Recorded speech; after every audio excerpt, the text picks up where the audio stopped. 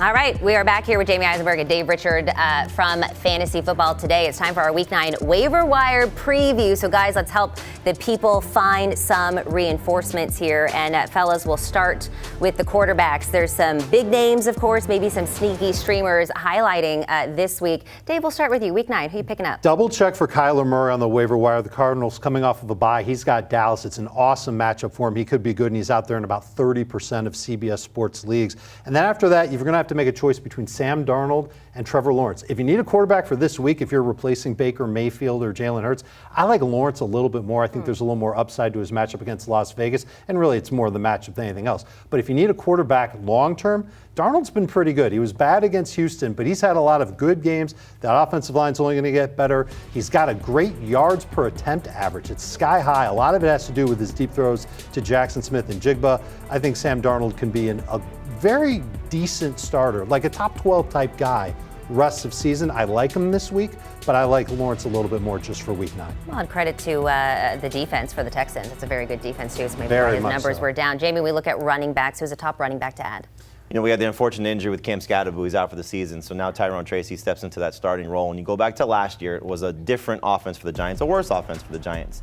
And he scored 14.5 PPR points in 3 of his final 6 games. Now he gets an opportunity to be that guy. But will he be the full-time guy? Because I think we'll still see Devin Singletary as the guy that Brian Daboll likes, getting some opportunities. So this is an interesting week. You know, we're looking at a matchup against the San Francisco defense that obviously has not been the same since losing Fred Warner, losing Nick Bosa.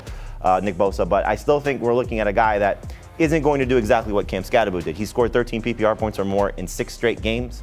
I just don't know if that's Tyrone Tracy. I kind of give him a 2-point per game bump downward. So you're looking at maybe 11 PPR points per game. So a low-end number 2 running back for this week, and really a low-end number 2 running back flex option rest of season. Then you go to the 1-week situation, and that's Donovan Knight. So we said this going into last week. Pick him up for this week's matchup, taking on the Dallas defense. We don't know what exactly is going to happen with Michael Carter. He was released from the team on Monday. We'll see if he comes back. There could be a procedural move. But we know Trey Benson is not going to be on the team, or excuse me, not be on the active roster, because he's not eligible to return until week 10. You get past him, there's a few guys you can look at. Tyjae Spears, I think, has an opportunity here in the short term to be a flex. In the long term, we could see Tony Pollard traded. So just keep an eye on the situation there with Tennessee. Remember, the trade deadline is November 4th, so a week from today. So we could see some of these guys on the move. And then you're looking ahead to some of these potential injury situations. You got Quinshon Judkins dealing with a shoulder injury, Saquon Barkley dealing with a groin injury. So Dylan Sampson, Tank Bigsby, those would be the 2 most likely replacement options. And then Isaiah Davis, another trade situation to monitor. If Breece Hall is traded, remember, Jets are going in their bye, so they had the highlight game. Breece Hall goes crazy. Isaiah Davis had a good performance as well. If Breece Hall is traded, Isaiah Davis becomes one of those borderline number 2 running backs flex options rest of season. Okay, very interesting to look at this. And when we look at the wide receivers, Dave, what is a person in that position that you think is a good pickup? If Travis Hunter's out there, you've got to go get him. He had 14 targets in his last game. There's talk out of Jacksonville that he could end up being the number 1 target getter in that offense. That's a really good spot to be in. But again, he's only out there in about a third of CBS Sports leagues, maybe more on leagues on ESPN, Yahoo, Sleeper. Same thing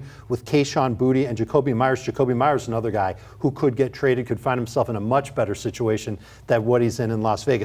My favorite receiver this week should have been my favorite receiver last week. It's Troy Franklin with the Denver Broncos, 38% available. Those who started him benefited in that matchup against Dallas. Tougher matchup. This is more of a long-term add at wide receiver, somebody who could be a flex, bye-week replacement late in the year, and maybe evolves into a number 3 receiver for your fantasy team. But there are 3 other names. They all have big play potential. We've seen it from them in the past. Some of it the recent past, some of it a little bit more historically.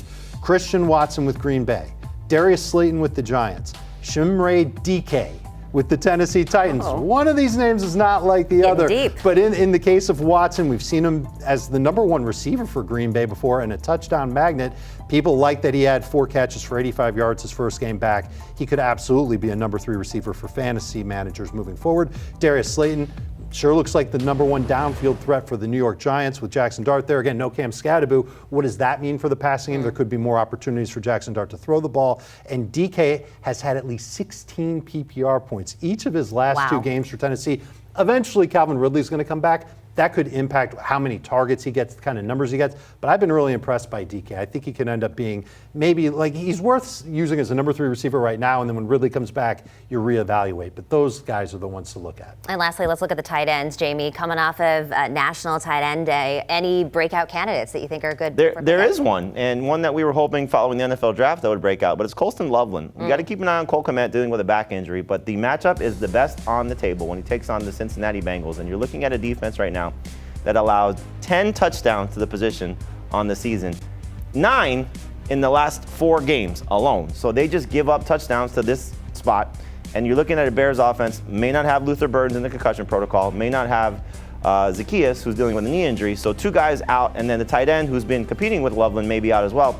So targets should be up. For a 1-week situation, love the setup for Colston Loveland. If you're looking for a good floor option, just not a really high ceiling, that's Juwan Johnson. Every time this year where he's got at least 7 targets, which has happened 5 times, he's been 10.3 PPR points or more, so he kind of lives in that low-end number 1 range. But really it's more about if you can look ahead to week 10, because you have the 2 Browns guys and Mason Taylor on a bye in week 9. Fannon's been awesome 3 of his last 4 games. Njoku's been awesome 2 of his last 3 games. And Taylor's coming off facing the Bengals, scored the game-winning touchdown on a pass from, of course, Breece Hall. But look at the situation in Tennessee as well, because Gunnar Helm may end up being the starter for the Titans. Chigoziem Okonkwo could be traded. Okonkwo may get a boost as well. He's actually been a good floor play as well in 3 of his last 4 games. So the Titans getting production from that position, and Gunnar Helm could be really special if given that featured job if Okonkwo's gone. Colston Loveland also has some pretty good dance moves. I don't know if you guys saw his rookie lip sync that he did on TikTok. No? I would like to see it in the end zone this week. Look it up. Oh, I'd like to see it in the end zone this week as well. Time now to play a little game of stash or pass. We're going to start with my 49ers, Kendrick Bourne. I'm ready to let him go. He had a great run with Mac Jones. Don't take it personally. Now, is this because you think that Brock Purdy's coming back? It's partially Brock Purdy's coming back, but also Ricky Pearsall eventually is going to come back, and Brandon Ayuk is eventually going to be there. And how many targets will be there for Kendrick Bourne, who's already been struggling the last 2 games? Yeah. It coincides with Kittle coming back. So Kittle comes back, you see 2 down games for him. You also look, to be fair, Atlanta, when they were playing very well against opposing passing games, and Houston, which is the best against opposing passing games, those are the 2 games he struggles. But to Dave's point, you're looking at the 49ers getting healthier. The quarterback, Purdy tends to favor Jennings.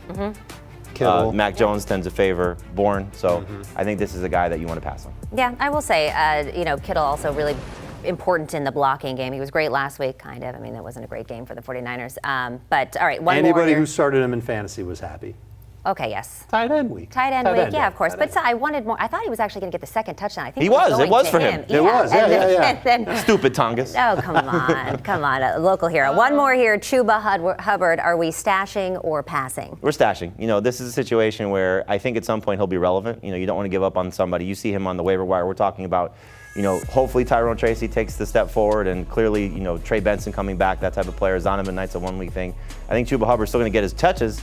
He's more of a handcuff now, so a lottery ticket. The roles have reversed. Dowdle was the guy you'd be waiting for the injury. If Dowdle gets hurt, Chuba Hubbard goes right back into being a number 2 running back. He just hasn't looked great, and so the concern is that, and it sounds like there's going to be a change at running back, and Rico Dowdle will go back to being the 1A, and Chuba will be the 1B. He just hasn't looked as good as Dowdle has, even in the last 2 games. Jamey's right. He's a good stash. He's a good bench guy to have. But if you can find somebody better, and we've talked about some players to pick up off the waiver wire, I'd much rather have Tyrone Tracy than Chuba Hubbard at this point. Zonovan Knight, if I need a guy for week 9, I'm starting Zonovan Knight ahead of Chuba Hubbard. Just depends on the roster makeup that you have and whether or not you need that spot for somebody else. He's one of those guys that's droppable. All right. Well, this was good stuff on the waiver wire for week 9. We got Jamey and Dave here at Fantasy Football Today. If you want more from them, go ahead and scan that QR code to watch and listen now. Dave, what do you got going on this week? We have already done a deep dive on the waiver wire on Tuesday, and then on Wednesday we talk about all the trades you can make to help your fantasy team out. Trade deadlines are coming up in fantasy. Oh, yeah. So if you're going to make a move, waivers is one way to do it, trades are another. We'll tell you all about it on the podcast.